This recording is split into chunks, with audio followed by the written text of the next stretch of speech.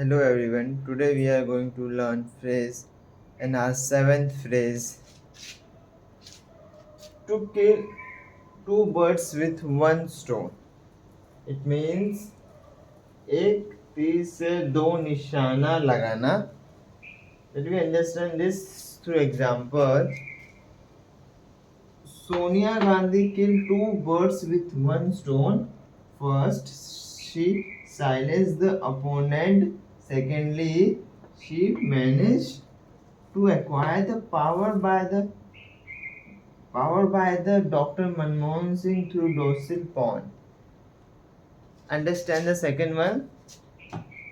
To succeed in achieving two result things in a single action.